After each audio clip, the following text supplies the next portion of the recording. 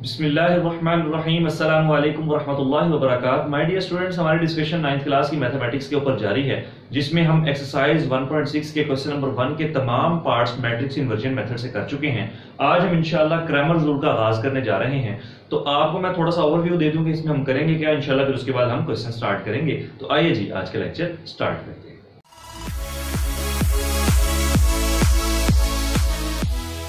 My dear students, मैं आपको matrix inversion method में बता चुका हूं कि इन क्वेश्चंस को सॉल्व करने का पर्पस हमारा ये है कि हम x की और y की वैल्यूज को क्या कर सकें, फाइंड कर सकें। ठीक है जी।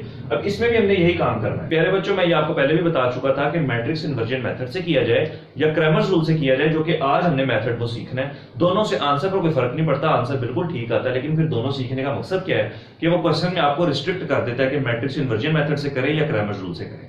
दोनों में पर्पस हमारा सेम है कि हमने x और y की वैल्यूज को फाइंड करना है। वहां पर हम क्या करते थे, मैं दोनों का ओवरव्यू दोनों को कंबाइन करके समझाऊंगा तो आपको जरा आसानी से ज्यादा समझ आ जाएगी।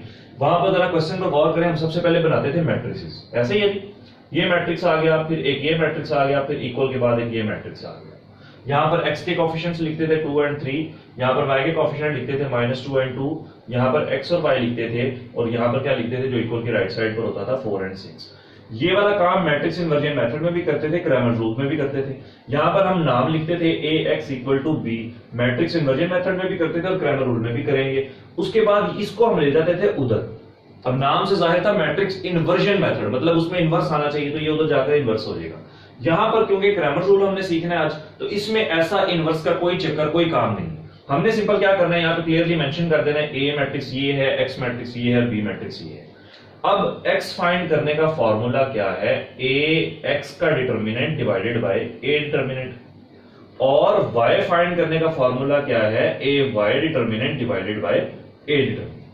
मतलब कि क्रैमर्स रूल में आपको टोटल 3 चीजें फाइंड करने की जरूरत है। Number 1 ax, number 2 a determinant, number 3 ay determinant. और यहां पर a डिटर्मिनेंट यूज हो रहा है तो वो देखिए ऑलरेडी हम लोग फाइंड कर चुके हैं। मतलब कि 3 चीजें अपने यूज करनी है, a determinant, ax determinant and ay determinant. ये 3 चीजें हम यूज करेंगे क्रैमर्स रूल में। अब ax क्या है और ay क्या है। a का तो समझ आ रहा है ना कि ये a मैट्रिक्स है, इसका डिटर्मिनेंट लेंगे तो यहां पर हम पुट कर देंगे। अब यहां पर जरा गौर करें तो आपको ये भी अंदाजा हो जाएगा, क्लियर हो जाएगा कि इस क्वेश्चन में भी जिसका डिटर्मिनेंट a डिटर्मिनेंट ax या ay की बात नहीं कर रहा, जिसका डिटर्मिनेंट मतलब कि a का डिटर्मिनेंट अगर आपका 0 आ जाएगा तो क्रैमर्स रूल भी पॉसिबल नहीं होगा, क्योंकि डिटर्मिनेंट डिनोमिनेटर में लिखा हुआ है और डिनोमिनेटर में 0 आने की वजह से आंसर इनफाइनाइट हो जाता है। ठीक है जी। अब दूसरी बात रहेगी कि हम ax और ay कैसे फाइंड करेंगे। ये मैं आपको क्वेश्चन के अंदर ही समझाऊंगा कि हम ax मैट्रिक्स कैसे बनाएंगे। पता तो चल रहा है यहां पर कि कोई a मैट्रिक्स से ही हमने कोई इसके साथ छेड़खानी करनी है और ax मैट्रिक्स बन जाएगा। यहां पर ay मैट्रिक्स मतलब a मैट्रिक्स के अंदर ही कोई ऐसी छेड़खानी करनी है कि वो ay बन जाए। ये इंशाल्लाह मैं आपको क्वेश्चन के अंदर समझाऊंगा। तो अब क्वेश्चन स्टार्ट करते हैं। क्वेश्चन में कहता क्या है कि 2x - 2y = 4 and 3x + 2y = 6। सबसे पहला काम याद रखना है हमेशा कि हम सबसे पहले हमेशा मैट्रिसेस बनाएंगे। तो यहां पर पहले बच्चों क्या मैट्रिक्स आ जाएगा आपका, यहां पर 2 आ गया, यहां पर 3 आ गया, यहां -2 आ गया, यहां 2 आ गया। उसके बाद अगला मैट्रिक्स हमारा क्या होता था, x का एंड y का। उसके बाद इक्वल का साइन आ जाता था, एंड 4 आ जाता था और 6 आ जाता था। यहां पर हम नाम मेंशन करते थे ax = b। याद रखना है हम क्रैमर्स रूल कर रहे हैं, तो क्रैमर्स रूल में a को उठा के उधर नहीं लेके जाना, बस यहां पर मैट्रिसेस के नाम लिखने और क्लियरली मेंशन कर देना कि abc क्या है। हम यहां पर मेंशन कर देंगे कि वेयर a = 2, 3 - 2 2, b = 4 and 6। उसके बाद ये आखिरी मैट्रिक्स रहेगा जी आपका x = x and y। अब मैंने आपको पहले फॉर्मूला इस वजह से लिख के बता दिया ताकि आप फॉर्मूले को दिमाग में रखें और उस चीज के अकॉर्डिंग आप चीजें फाइंड करना शुरू कर दें। प्यारे बच्चों, जब भी कभी क्वेश्चन में फॉर्मूला यूज हो रहा होता है ना, हमेशा फॉर्मूला को दिमाग में रखा करें। अगर आपको भूल जाता है एक साइड पर लिख लिया करें, क्योंकि फॉर्मूला को देखते हुए ही आपको अंदाजा होना होता है कि हमने क्या क्या चीजें फाइंड करनी है। तो यहां पर मैंने इस तरह से फॉर्मूला लिख दिया। क्वेश्चन की रिक्वायरमेंट क्या है, हमने x और y की वैल्यू फाइंड करनी है। x ये रहा, y ये रहा। एक्स फाइंड करने का फार्मूला ए एक्स ओवर ए डिटरमिनेंट, वाई फाइंड करने का फार्मूला ए वाई ओवर ए डिटरमिनेंट। तो मैं पहले ही आपकी आसानी के लिए फार्मूलाज यहां पर पहले ही मेंशन कर देता हूं ताकि फार्मूला को देखते हुए हमें अंदाजा रहे कि हमने क्या क्या चीजें फाइंड करनी है। तो एक्स फाइंड करने का फार्मूला क्या है पहले बच्चों, ए एक्स का determinant divided by A determinant, और वाई फाइंड करने का फार्मूला क्या है, ए वाई का determinant divided by A determinant. ठीक है जी, इसको मैं कह देता हूं क्योंकि दो इक्वेशंस बन रही है ना, फार्मूला में जब वैल्यूज पुट करनी होगी तो हमें आसानी रहेगी कि हम मेंशन कर देंगे put the values of A X and A determinant in equation number 1 and equation number 2 as well, जिस तरह से भी इस तरह से हम काम चलता जाएगा। अच्छा, अब आगे बात कि ए डिटरमिनेंट तो आप लोग आसानी से फाइंड कर लेंगे, और पहला सबसे जरूरी काम भी ए डिटरमिनेंट फाइंड करना है। चाहे ए एक्स ए वाई ऊपर लिखा हुआ लिखा है तो लिखा रहे, हमेशा पहले आप ए डिटरमिनेंट फाइंड करेंगे, क्योंकि अगर ये जीरो आ गया तो कहानी यहां पर ही खत्म हो जाएगी। ये मैं पहले भी बता चुका हूं, डिटरमिनेंट जीरो नहीं होना चाहिए। तो सबसे पहला काम है जी ए डिटरमिनेंट फाइंड करना, वो आपको अच्छे तरीके से आता है क्योंकि ये हमारा क्रैमर्स रूल का पहला पार्ट है। तो इस वजह से इस पर मैं ज्यादा टाइम लगाऊंगा और सारे के सारे कॉन्सेप्ट्स इसी में क्लियर करने की कोशिश करूंगा। आगे क्वेश्चन इंशाल्लाह ताला आप मेरे करवाने से पहले चुटकियों में क्वेश्चन को सॉल्व कर लेंगे।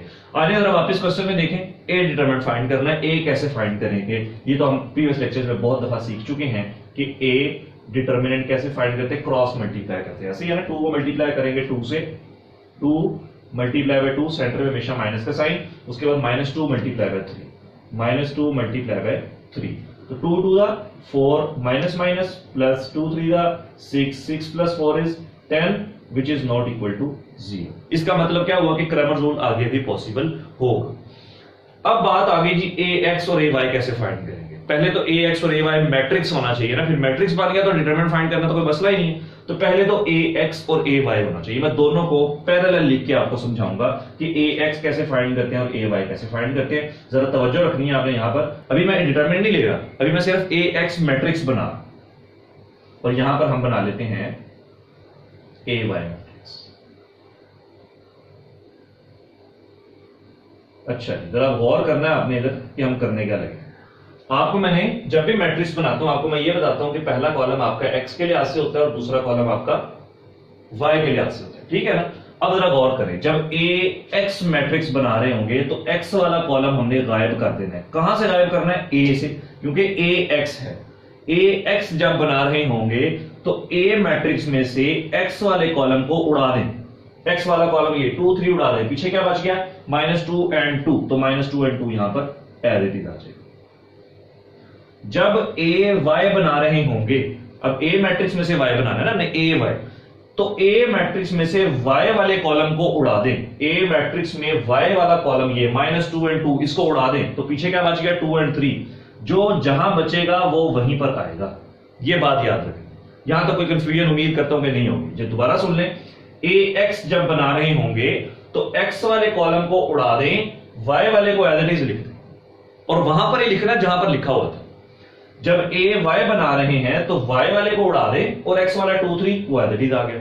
अब सवाल ये पैदा होता है यहां पर क्या करेंगे, तो बड़ा ही आसान सा काम है, यहां पर हम बी मैट्रिक्स को रिप्लेस कर देंगे। बी मैट्रिक्स क्या है, 4 एंड 6। तो प्यारे बच्चों यहां पर भी आ गया 4 6, यहां पर भी आ गया 4 6, ए एक्स बन गया और ए वाई बन गया। अब पीछे कुछ भी काम नहीं रहेगा, दोनों के डिटरमिनेंट लेंगे, फॉर्मूला में वैल्यूज पुट करेंगे, आपका आंसर आ जाएगा। तो आइए अब डिटरमिनेंट फाइंड करते हैं। ए एक्स का डिटरमिनेंट फाइंड करें, जरा क्या आएगा। अब डिटरमिनेंट फाइंड कर रहा हूं तो साइड पर ये निशान भी लगा दूंगा। ए एक्स का डिटरमिनेंट 4 मल्टीप्लाई बाय 2, सेंटर में हमेशा माइनस का साइन, उसके बाद -2 मल्टीप्लाई बाय 6, -2 मल्टीप्लाई बाय 6, 4 2 दा 8, माइनस माइनस प्लस 2 6 दा 12, 8 प्लस 12 इज 20। यहां पर इज नॉट इक्वल टू 0 लिखने की जरूरत नहीं है। डिनोमिनेटर में जो वैल्यू हो वो आपकी इक्वल टू 0 नहीं होनी चाहिए। न्यूमिनेटर चाहे 0 आ भी जाए कोई प्रॉब्लम नहीं है। ए एक्स आ गया जी, अब हम फाइंड करते हैं ए वाई, उसके बाद फॉर्मूला में वैल्यूज पुट करेंगे और आपका आंसर आ जाएगा। नाउ ए वाई डिटरमिनेंट फाइंड करेंगे पहले बच्चों, क्या आएगा 2 मल्टीप्लाई बाय 6, सेंटर में हमेशा माइनस का साइन, 4 मल्टीप्लाई बाय 3, 2 6 दा 12, -4 3 दा 12, 12 माइनस 12 इज 0। अब सिंपल आपने फॉर्मूला में वैल्यूज पुट करनी है और आपका आंसर आ जाएगा। क्या आ जाएगा जी आपका, so x is equals to, A x का determinant divided by A determinant, A x का determinant is 20 divided by A determinant is 10। क्या आंसर आ जाएगा एक्स का? 10 1 10 10 2 20। एक्स का आंसर प्यारे बच्चों आ गया 2 and y is equals to A y का determinant divided by A determinant, A y का डिटरमिनेंट है 0 डिवाइडेड बाय ए डिटरमिनेंट का आंसर था 10। 0 को किसी भी नंबर पर डिवाइड किया जाए तो प्यारे बच्चों आंसर क्या आता है? 0। ये देखें जी, ये आपके आंसर्स आ गए। Cramer's rule matrix inversion method की निस्बत बच्चों को ज्यादा इजी लगता है क्योंकि इसमें कोई इन्वर्स नहीं फाइंड करना, कोई एडजॉइंट नहीं फाइंड करना, कोई मल्टीप्लिकेशन नहीं करनी, सिर्फ डिटरमिनेंट्स फाइंड करने और छोटी सी दो वैल्यूज को आपस में डिवाइड कर लेना और आपका आंसर आ जाएगा। उम्मीद करता हूं इस क्वेश्चन में जो जो लॉजिक्स, जो जो पॉइंट्स, जो जो स्टेप्स मैंने समझाए हैं आपको अच्छे तरीके से समझ आ गए होंगे। अगले क्वेश्चन हम इंशाल्लाह ताला थोड़ी स्पीड के साथ कवर करने की कोशिश करेंगे। तो प्यारे बच्चों, ये था आपका क्रैमर्स रूल के लिहाज से हमारा पहला लेक्चर था और हमारा ये फर्स्ट क्वेश्चन था जो हमने आज क्रैमर रूल से किया। हम पार्ट नंबर 2 स्टार्ट करें। ले जी प्यारे बच्चों, अब अपने आज के लेक्चर का आखिरी पार्ट हम सॉल्व करते हैं। वीडियो ज्यादा लेंथी ना हो जाए तो मैट्रिक्स इन्वर्जन मेथड की तरह क्रैमर रूल को भी मैं डिफरेंट पार्ट्स में, डिफरेंट वीडियोस में डिवाइड कर दूंगा।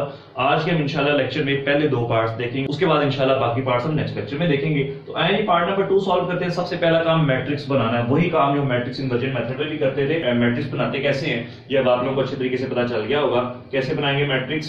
पहला एक्स का कॉलम, तो एक्स का कोएफिशिएंट क्या होता है? 2। एक्स का कोएफिशिएंट क्या है? 6। y का कोएफिशिएंट कुछ नहीं तो 1, y का कोएफिशिएंट 5। उसके बाद अगला हमारा क्या आता था यहाँ पर? x and y। उसके बाद इक्वालिटी का साइन और क्या आता था जी? 3 एंड 1, जो इक्वल के राइट साइड पर होता था। उसके बाद इनके नाम a x equal to b। नीचे हम क्लियरली मेंशन करेंगे कि where a is equals to 2 6 1 5 and b is equals to 3 and 1 and x is equals to x and y। Sketch मैंने पहले ही बना दिया। एक एक चीज जो भी हमने पहले पार्ट में की सेम वही है, एक भी चीज मैंने इधर से उधर, उधर से इधर नहीं की, सेम पैटर्न रखूंगा ताकि आप लोगों को कंफ्यूजन ना रहे। अब हम लोग क्या करेंगे? एक्स और वाई की वैल्यूज फाइंड करने का फॉर्मूला लिखेंगे क्योंकि फॉर्मूला देखते हुए ही हमें अंदाजा होगा कि हमने क्या चीजें फाइंड करनी। तो सबसे पहले ए डिटरमिनेंट दोनों में यूज हो रहा है और सबसे जरूरी भी ए डिटरमिनेंट है क्योंकि अगर ये 0 हो गया तो कहानी खत्म हो जाएगी। तो पहले ए डिटरमिनेंट फाइंड कर लेते हैं। कैसे आएगा जी? 2 मल्टीप्लाई बाय 5, क्रॉस मल्टीप्लाई करते हैं ना, 2 into 5 और सेंटर में हमेशा माइनस का साइन। उसके बाद 1 मल्टीप्लाई बाय 6, तो 1 मल्टीप्लाई बाय 6, 2 5 जा 10 minus 6 1 जा 6, 10 minus 6 is 4 which is not equal to 0। इसका मतलब इसका क्रैमर रूल पॉसिबल है। उसके बाद ए एक्स और ए वाई मैट्रिक्स बनाना है। याद रखिए अभी मैंने यहाँ पर डिटरमिनेंट लगाया हुआ है, डिटरमिनेंट हम यहाँ पर लेंगे। अभी सिर्फ ए एक्स और ए वाई मैट्रिक्स बनाएंगे। मैट्रिक्स बनेगा तो डिटरमिनेंट आएगा ना। तो ए एक्स मैट्रिक्स कैसे बनाते थे कि हम लोग यहाँ पर ए एक्स है तो ए मैट्रिक्स में से एक्स वाले कॉलम की छुट्टी करा देंगे, 2y छोड़ दें, पीछे क्या बच गया? 1 5, जहां बचा वहां पर ही लिख दें। ए वाई में, ए मैट्रिक्स में से y कॉलम की छुट्टी करा देंगे, 1 5 छोड़ दें, पीछे क्या बच गया? 2 6। अब यहां पर जो बच गया यहां पर क्या लिखेंगे? यहां पर हम सिंपली बी मैट्रिक्स को पुट कर देंगे दोनों जगह पर, 3 1 3 1। ए एक्स और ए वाई बन गया। अब इनके डिटरमिनेंट्स लेंगे। ए एक्स का डिटरमिनेंट कैसे करेंगे जी? 3 मल्टीप्लाई बाय 5, तो यहां पर आ गया पहले बच्चों 3 मल्टीप्लाई बाय 5, सेंटर में हमेशा माइनस का साइन, और 1 मल्टीप्लाई बाय 1 मल्टीप्लाई बाय 1, 3 5 जा 15 माइनस 1 1 जा 1, 15 माइनस 1 इज 14। उसके बाद ए वाई का डिटरमिनेंट 2 मल्टीप्लाई बाय 1, सेंटर में हमेशा माइनस का साइन, 3 मल्टीप्लाई बाय 6, 2 1 जा 2 माइनस 6 3 जा 18 which is equals to minus 16। अब x की वैल्यूज और y की वैल्यूज फाइंड करनी है। x की वैल्यूज फाइंड करने का फॉर्मूला ax का determinant divided by a determinant, जो जो चीजें चाहिए थी हमने फाइंड कर ली। इसी तरीके से y फाइंड करने का फॉर्मूला ay का determinant divided by a determinant, जो जो चीजें चाहिए थी हमने फाइंड कर ली। तो अब फॉर्मूले में वैल्यूज पुट करेंगे और आंसर आ जाएगा। x किसके इक्वल है? ax का determinant which is equals to 14 और आपका divided by a determinant which is equals to 4। इनकी कटिंग कर लेते हैं। कटिंग करेंगे तो आपका आंसर आ जाएगा। ये देखिए जरा, 2 2 जा 4, 2 7 जा 14। तो x का आंसर प्यारे बच्चों क्या आ गया? 7/2 आ गया। इसी तरीके से y पर आ जाए तो y का फार्मूला क्या है? a y determinant is -16 divided by a determinant is 4 तो इसकी कटिंग कर लेंगे तो आपका आंसर आ जाएगा। क्या आंसर आएगा जी? 4 1 जा 4 एंड 4 4 जा 16 which is equals to -4। Same इसी तरीके से अगर आप इन क्वेश्चंस को भी चेक करना चाहते हैं तो एक्स और वाई की वैल्यू सिर्फ उठाकर आप क्वेश्चन में पुट करेंगे, आपका आंसर लेफ्ट हैंड साइड और राइट हैंड साइड के इक्वल प्रूफ हो जाएगा। तो इसका मतलब है आपके आंसर्स ठीक होंगे। उम्मीद करता हूं कि क्रैमर्स रूल में भी आपको कोई प्रॉब्लम नहीं होगी। और ये इससे पहले तो मैं सबसे पहले ये उम्मीद करता हूं कि मैट्रिक्स इन्वर्जन मेथड के तमाम पार्ट्स आप लोग अच्छे तरीके से कर चुके होंगे, ताकि क्रैमर्स रूल समझने में और इसके स्टेप्स को याद रखने में और इसकी प्रैक्टिस करने में कोई प्रॉब्लम ना हो। बर्डन ना बनाइएगा अपने पे, साथ साथ प्रैक्टिस करते जाइएगा। इंशाल्लाह ताला कोई प्रॉब्लम नहीं देगी आपको मैथ्स में। यहां तक ही मैं आज के लेक्चर को खत्म करूंगा। इंशाल्लाह बाकी तमाम पार्ट्स हम इंशाल्लाह इसके नेक्स्ट लेक्चर में देखेंगे। तब तक के लिए इजाजत दीजिए और अपना बहुत सारा ख्याल रखिएगा। अस्सलाम वालेकुम रहमतुल्लाहि व बरकातहू।